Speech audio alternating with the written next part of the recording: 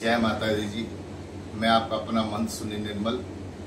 आज से मैं महारानी के जागरण चौकी के विधि विधान की जो पद्धति है उस विषय को लेकर के एक एपिसोड के रूप में निरंतर आपके बीच में रहूंगा।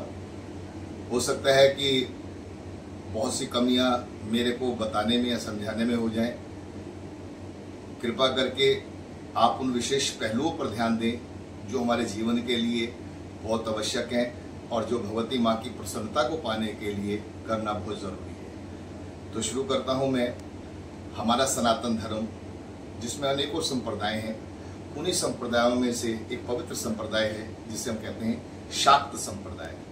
जो शक्ति माँ जगदम्बा जी की आराधना करते हैं उन तमाम भक्तों को शाक्त संप्रदाय का भक्त कहा जाता है। इस शाक्त संप्रदाय में भी अनेकों शाखाएं हैं और उन्हीं शाखाओं में से एक मार्ग है जिसे हम वाम मार्ग कहते हैं। उस वाम मार्ग का ही एक पंथ है जिसे हम जागरण पंथ कहते हैं। जागरण का अर्थ है जागृति। जागृति किस चीज की?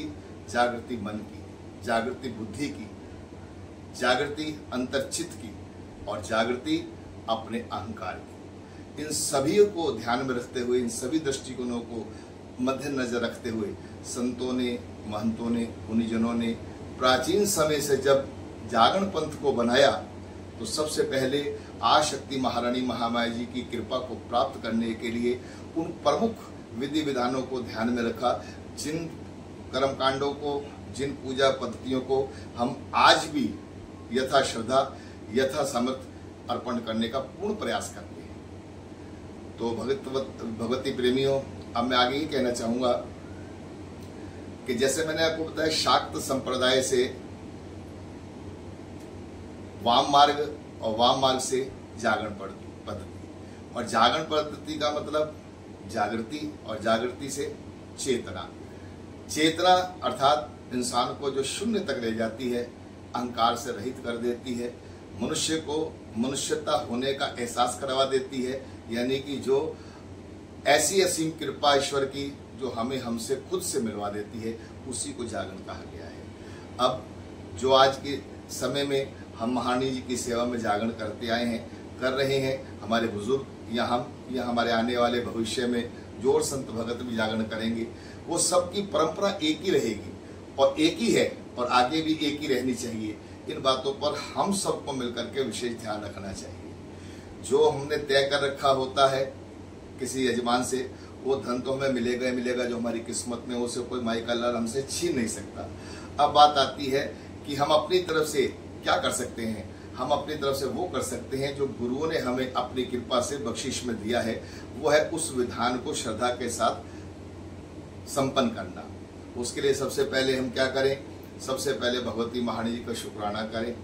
एक सामग्री की जो लिस्ट है सब मंडलियों की अपनी अपनी होती है, वो यजमान को दें और साथ में उनको प्रेम पूर्वक निवेदन भी करें कि बहुत प्रसन्नता के साथ सुंदर सुंदर बड़ा ही साफ सुथरा सामग्रियां वो लेकर के आए। सामग्रियों के अंदर हर किसी की जो हमारी जागरण मंडलियां हैं उनकी अपनी अपनी सामग्रियों की लिस्ट होती है। कुछ कम या ज्यादा भी हो सकती है, लेकिन मेन जो महत्व है वो तो पूजा की सामग्री का है। वो पूजा की सामग्री यथा उचित होनी चाहिए, साफ सुथरी होनी चाहिए, और वो सब जब आ जाएं तो उसके बाद महारानी की ज्योति का निर्माण कैसे होता है ये सब आप जानते ही हैं। आदरणीय पंडित जी या महंत जी मिल करके उस ज्योति का निर्माण करें और उसके बाद महारानी जी के दरबार में जो पूजन के द्वारा देवी देवताओं का आह्वान आदरणीय पंडित जी के द्वारा किया जाता है वो होना चाहिए।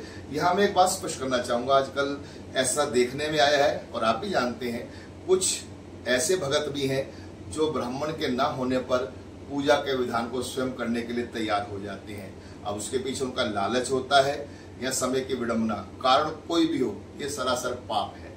क्योंकि पूजा ना करवानी वो एक दफा को अच्छी बात हो सकती है, लेकिन ब्राह्मण के हक को खाना महापाप का कार्य है। क्योंकि पूजा पद्धति आपको आती नहीं है और बिना जाने समझे वो उस पद्धति के अंदर हम प्रवेश करके खुद भी पाप के भागी बने और यजमान के द्वारा उस पूजन के अंदर उसको शामिल करवा करके उसके कराए हुए सारे के सारे जो कर्म है, सारे का सारा जो उसका पूजा पाठ है, उसकी चौकी, उसका जागरण है, हम उसके अंदर भी विघ्न डाल रहे हैं। ये बिल्कुल आप स्पष्ट समझिए।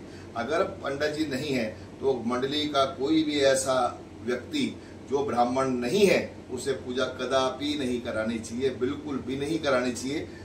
पूजा का जो कर्म है वो ब्राह्मण का है और ब्राह्मण ही को करना चाहिए, चाहे वो महंत हो चाहे कोई भी हो। अगर वो ब्राह्मण नहीं है तो उसे पूजा करने का कोई हक नहीं है। इसके साथ मैं आज के लिए विराम लेता हूँ। जय माता दी। आगे आने वाले एपिसोड में मैं कुछ और स्पष्ट करूंगा। धन्यवाद।